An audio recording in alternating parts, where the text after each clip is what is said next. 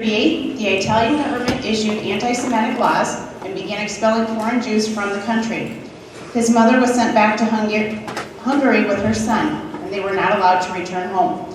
Caesar and his mother were forced to live inside a Yellow Star house within a ghetto for Jews. She made the difficult decision to send him out on the street after curfew with only a piece of bread and his Catholic baptismal certificate. She knew this would increase his chance for survival. In order to stay alive, he says, I learned to use my brain, devising clever ways to obtain food and shelter. Eventually, he was captured and sent in a boxcar to a youth detention camp. His mother was sent to a slave labor camp in Germany, where she was forced to work in a bombshell factory. After liberation, the International Red Cross helped place Caesar in a new home. His mother spent almost 2 years searching for him. She walked all the way back to Hungary, searched 183 villages, and finally found him living on a pig farm with an adoptive family. Once they were reunited, she made sure to bring him back to school because education was their first priority. They returned to Budapest and resumed their lives. Okay, so I'm now going to turn over the floor. Okay, let's give a warm, very welcome to Caesar.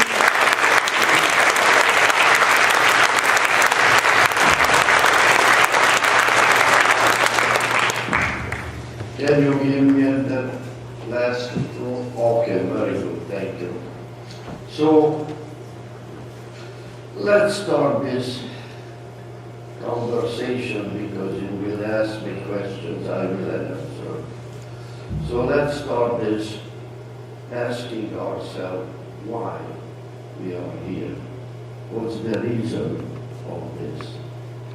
Well, I tell you, the reason is that during World War II, which we consider was going from the late 30s to 1945, happened a situation that was called Holocaust, where they have systematically murdered, planned and engineered and murdered 11 million people. Now, 11 million is just a number, but I would like to give you a feeling how much is 11 million. Let's consider that according to the latest census, Massachusetts about 6 million, Connecticut 3.5 million, Rhode Island 1.3 million. That makes approximately 11 million people. Can you imagine that in a few years they wipe off the whole New England states from the map? That is 11 million people. A lot. Now, there were about 6 million Jews, there were gypsies, there were handicapped, there were homosexuals, there were all those who did not agree with the Nazi idea philosophy. Only in Poland, over 1,900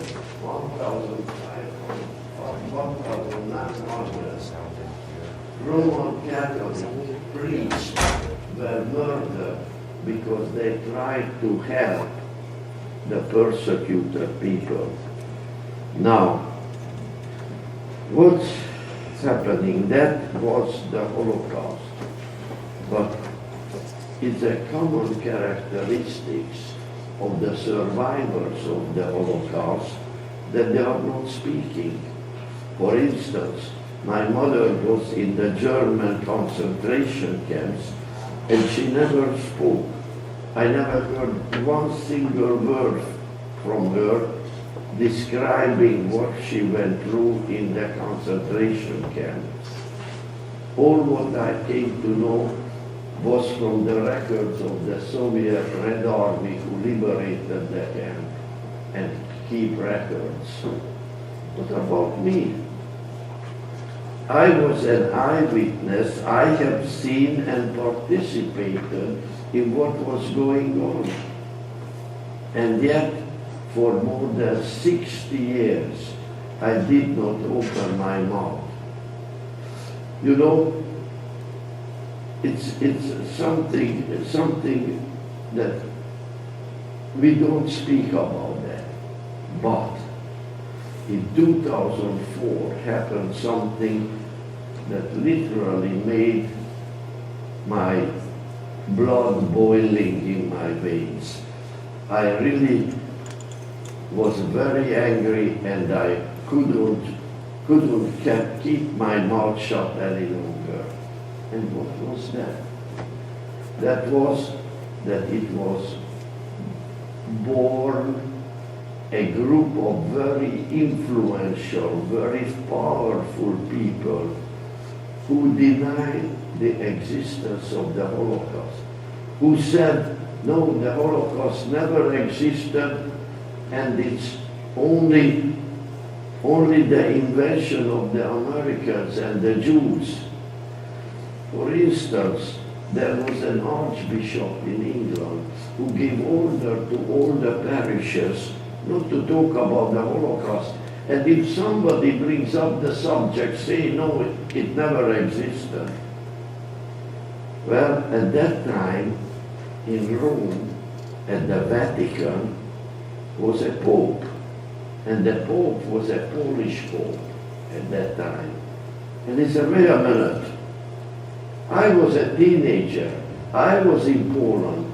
I have seen what the Nazis have done in that period. You cannot tell that it never existed. And mine, if you insist in this attitude, I am going to excommunicate you from the Roman Catholic Church. And so he did. He excommunicated him. Now what happened? Pope Wojtyła died. And then who came after? A German Pope. And what did the German Pope? Reinstated him. So this is, you will see, this is the very powerful and influential people who are the deniers of the Holocaust. You can find in the Google or wherever you want, you just put in deniers of Holocaust and you will have all the information. But now the reason why we are here. We are here for two reasons. Reason number one, that the eyewitnesses, like I am, we are at our 11th hour. Many already died. Soon we will die. And there won't be anybody who can testify, who can say yes. Now, reason number two, we are here because I am carrying a torch. And now this torch I am passing to you, to each of you. Because what I will tell you, you will hear it from an eyewitness, and if anybody in the future might tell you that this never happened, you will know exactly what to answer to the person. Now, let's come to the story. The story is that my mother, a Hungarian Jew, from the age 4, she was trained in the Hungarian capital city, which is Budapest, was trained in the State Opera House as a classical ballerina. She, by the age of 18, succeeded to become one of the prima ballerina. In one way, she ended up in Italy at the age of 18 and was dancing with the musical theater and was very successful, and in a few years she became the leading lady of these musical productions. It was my father. My father was an Italian Roman Catholic, and he was a composer of music. He was really very tired of the time of the, I talk about the late 20s, early 30s, of the still existing Viennese, Austrian waltz and so on. He liked the American swing. That is what was his passion. So what he did, he copied the style, the musical style of, you certainly heard George Gershwin, Irving Berlin, Jerome Kearns, Cole Porter, all these American composers at that time who were composing new, nice music, and father adopted that style of music. What happened is that while my mother was pirouetting on the stage, my father was conducting the orchestra and directing the orchestra, particularly with his own music. At that time, they got to know each other, they fell in love, and in 1930 they got married, and in 1936 I was born. When I was born, I was a rather sick child. And what happened is that the doctor told to my aunt, run to the parish, bring a priest, and let baptize this baby because he will not live until tomorrow. So the priest came, we baptized me, here is the baptism certificate, July 11, 1936. And then happened the first miracle in my life. After 3 weeks, I was the healthiest baby in Napoli, in Italy, in the whole city. Now what happened? You know, when in a lifetime of a person, there are 3, 4 coincidences, that makes a very nice and interesting life.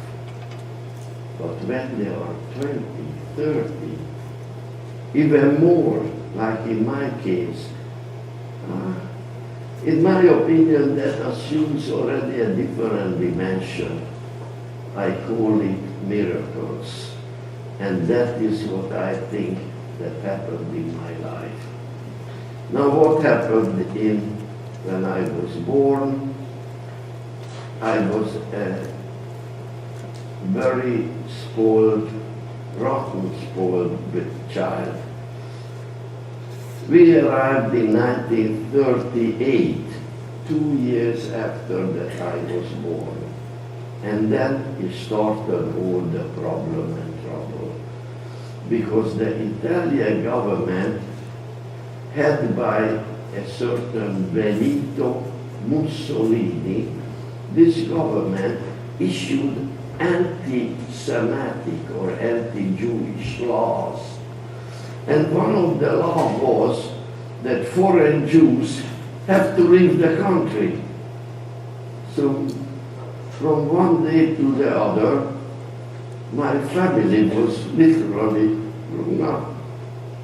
My mother had to leave the country and go back to her native Hungary and took her 2-year-old child with her. That was me. Now, we went from a bad situation into a terrible situation, a worse.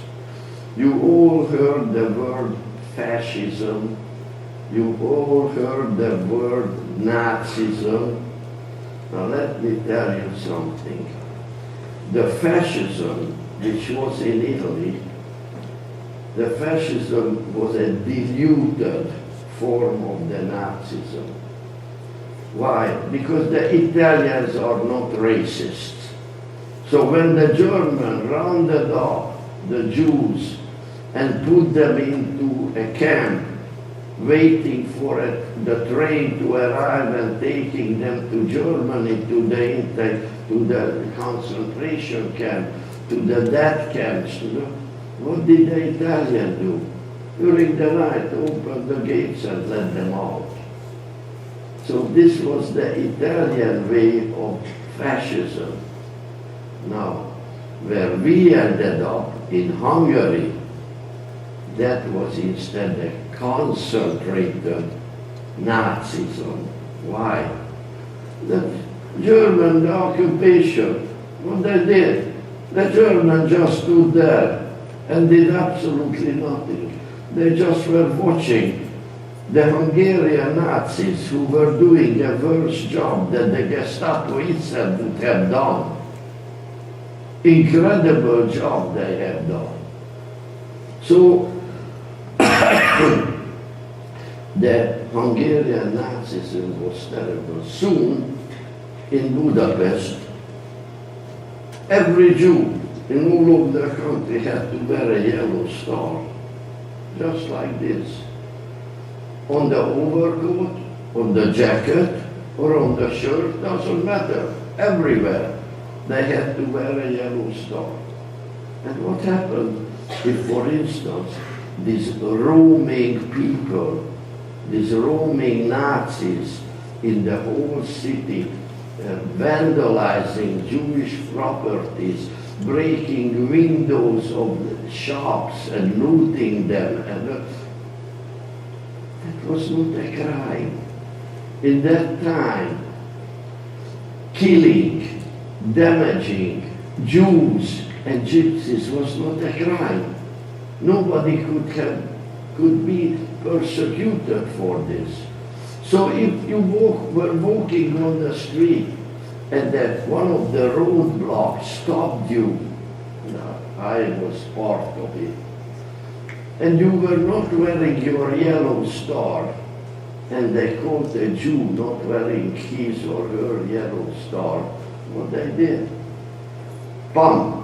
They shot him on the spot, they lay on the floor, and they write, this dirty, smelly Jew, this dirty she or he didn't wear their mandatory yellow star. And that was lived there for days. I have seen many of them. So it was enough that you did not wear your yellow star, that it was enough reason to kill you, and who killed you couldn't be accused at all of any crime. Now let me tell you a few stories. It arrived beginning of April of 1944. During the night arrived the militia to our apartment, and they drug us out in pyjama, in whatever we were, and they escorted us to the ghetto house. What was the ghetto? The ghetto was big buildings, like, I don't know, some of them you can see in this city also, 10, 12 stores high buildings, apartment buildings, and on the entrance door, on the street, there was painted a huge yellow star, so that everybody knew that there are living Jews there. What happened? When we arrived there, they accommodated us. I can't remember anymore which floor was that. I was a child, maybe the third or fourth floor. But in the small apartment where they pushed us in, there were already 23 people. There wasn't even space to sit down. So my mother, who was a very, very smart woman, smelled crack. And the morning, she held my hand, son, come with me. she took me down on the street and she said, now listen, and listen good. And I was always, my mother was very strict. Discipline was very important in our family. So when she said, listen and listen good, I was. She said, one, you are not a Jew, but a Roman Catholic. Here is your baptism certificate and put in my pocket. Two, you are not a Hungarian, you are an Italian. Here is your Italian birth certificate and put it in the other pocket. And now listen, and listen good. Here, you will never ever return. You will not look for me, you will not do anything, you will never return to me. Understand? Yes, mother. Now lower your head. Yeah? She put her little hands on my head and she blessed me. And then she said, now go. And she returned inside the ghetto. I was there. What the hell I am doing now with myself? I was 7 years old. I wasn't even, it was missing a few months to become 8 years old. Why did she do this? She committed the biggest sacrifice that a mother can do is put his or her child on the streets, because it was already known that the Nazis came into the ghettos, rounded up all the children, and now I will tell you what they did with them.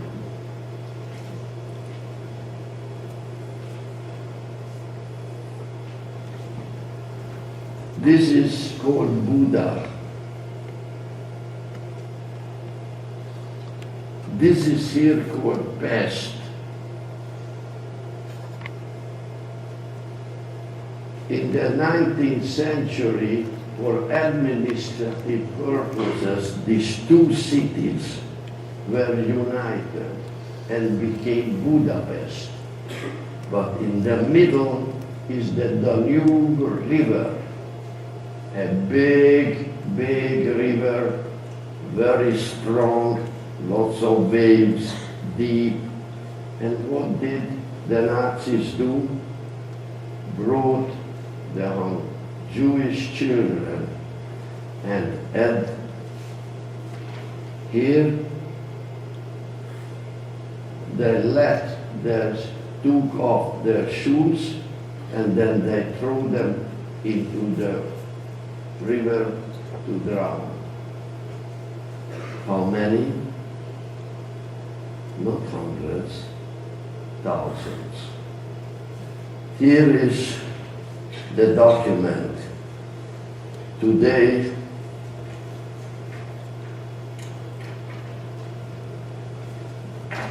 there is a monument to the children who were murdered by the Nazis, just pushing them into the Danube River. Pass it around. What happened? My mother knew that my destiny would have been murdered in the river. So she said, maybe he has a better chance surviving if I push her out on the streets. So I found myself at the age 7 out on the streets. I said at the beginning what I do with myself. Then it came to my mind that when we were 5, 6 years old, we were playing hide and seek near the opera house, which is ornated of beautiful big statues. And I had a favorite statue behind which I was hiding. But playing, I was hiding for 2 minutes, 3 minutes, not the whole night. The whole night I was freezing in April. I was miserable there. So it came, I was there, I don't know, the most 3 nights, not the more, when I had, again, one of those miraculous messages from up there. The key, remember the key. The key, remember the key, what key there. Now it came to my mind what key.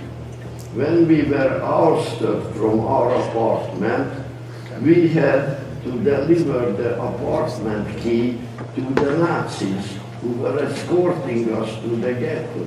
Why? Because next day they went there, they looted everything, took away everything.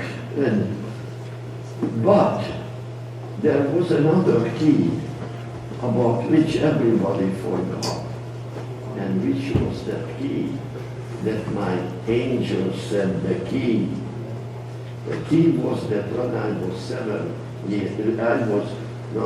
6 years old maybe, my chore was to bring from the cellar of the building up to the 3rd floor where we were living, the firewood to cook. So my mother said, "Caesar, the firewood," and I had to stop playing with my bodies and I had to go and bring the firewood. But I went down to the cellar and I said, "Oh gee, again, the key of the padlock is in the house, so go up to the apartment, come down again." And this repeated many times. Then I had enough of this. And one day, here were the cellar, the padlock, and the corridor was made out of sand.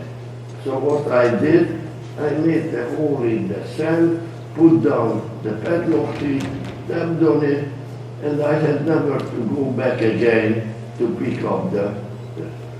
So when I heard that key, the key, I remembered the key in the cellar, so I sneaked into the building, opened the cellar door.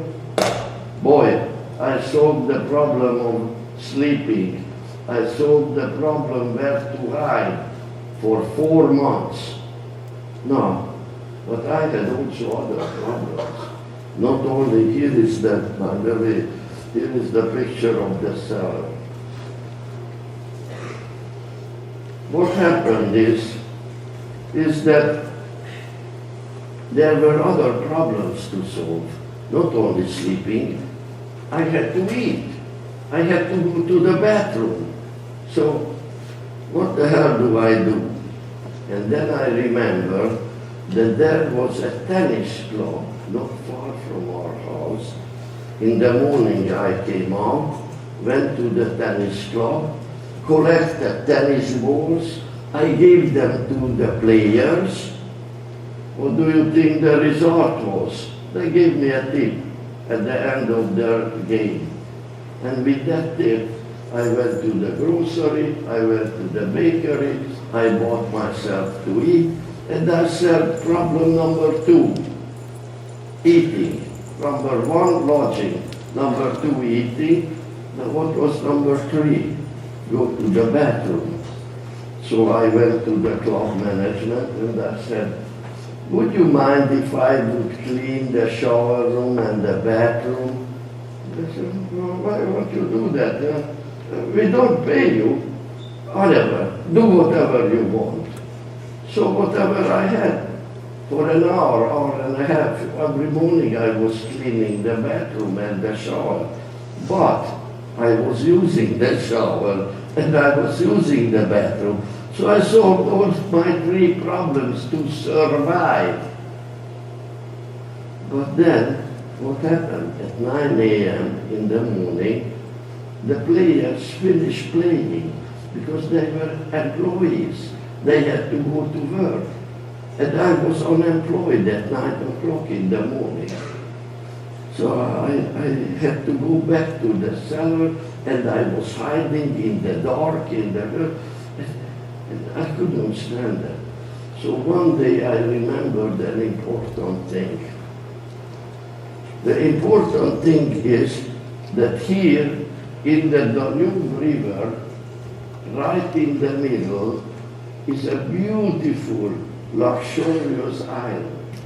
It calls the Margaret Island. And the Margaret Island is connected with the Margaret Bridge that brings from Pest to the island, and from the island to Buda. So what happened is I decided, well, you know what? I go to the Margaret Island where there are no industry, no shops, no nothing except resources like swimming pools, tennis courts, a couple of luxury hotels. So I said, perfect. I go there, and there are other tennis courts there where there are no employees playing, but people who has nothing else to do. So I went about to go there to find myself some job.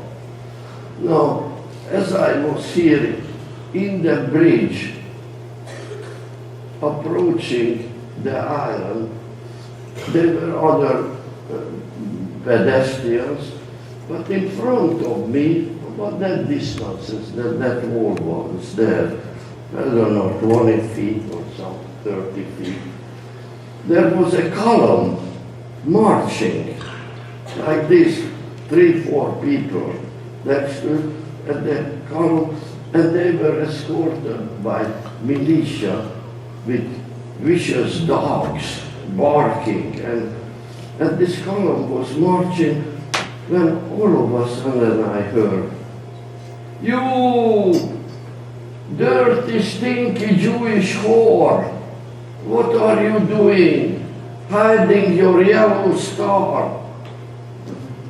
And this was repeated 2 or 3 times. And then I saw the woman only from the back.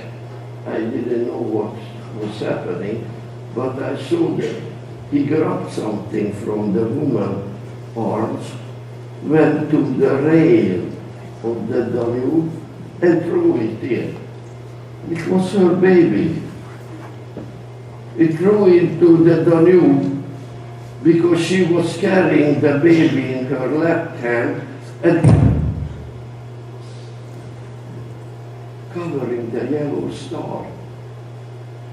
And the woman was crying, shouting, and break out of the column and running towards the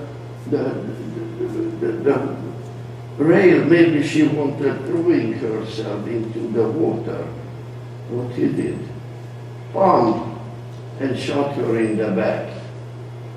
Now, I don't know if she was dead or wounded, but she was leaning like this on the rail when he grabbed her 2 legs and threw her into the water, exactly after the baby. Well, I was absolutely speechless. Such a cruelty at age of 7, I have never seen, not even in the movies. All the many other pedestrians on the bridge, what did they do? They turned around and moved back. They pretended not having seen anything, because if somebody would have said one word, he or she would have been killed, because that was the atmosphere. That is the Holocaust. That was the atmosphere in Budapest in 1944, what I have seen with my own eyes. Well, the story goes on. I kept hiding. Why? Because according to, first of all, my Italian papers were 0 for several reasons. these were ignorant idiots. They did not read and did not understand Italian, so they were totally useless. But the problem was that when they stopped the people and they had wanted to verify whether they are Jews or no, you wouldn't believe what they did in public. You had to lower your pants and they checked if you were circumcised or not. So that happened to me. And what are you doing around, a child? Go home to your parents and where is your mother? I couldn't say that my mother was in the ghetto. Because according to the Nazi rule, it was enough 1/8 of the Jewish blood in your vein that you were considered a Jew. I had 50%. So I would have brought immediately to the Danube or shot on the spot. So I said, my mother is dead, your father, he's in the army. So finally, as an orphan, they picked me up and they brought me a juvenile detention camp. In this juvenile detention camp, which was about 20-25 miles, 10 minutes, then I have to accelerate here. What happened is that in this juvenile detention camp, we were treated very well. Why? Because they were the management for Roman Catholic Jesuit priests. And they were treating very well all the Jews and Gypsies. How much we were they? 50, 60? I don't know. I did not count that. Bottom line is that they had orchards, we were eating fruit, and then came October, November, December, there was absolutely nothing to eat. The Russian army arrived from the east.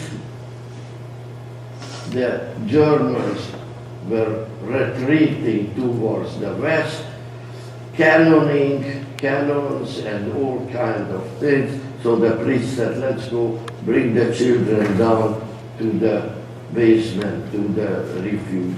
We went down. Every morning when you woke up, if you woke up, there were 2, 3, 4, 5 children dead, starved to death. In December, 2 of the 6 priests starved dead because they had nothing to eat and they offered their own ration to the children. So you see, not everybody was evil. Not everybody was bad in that period. Now what happened, I am going to now leave off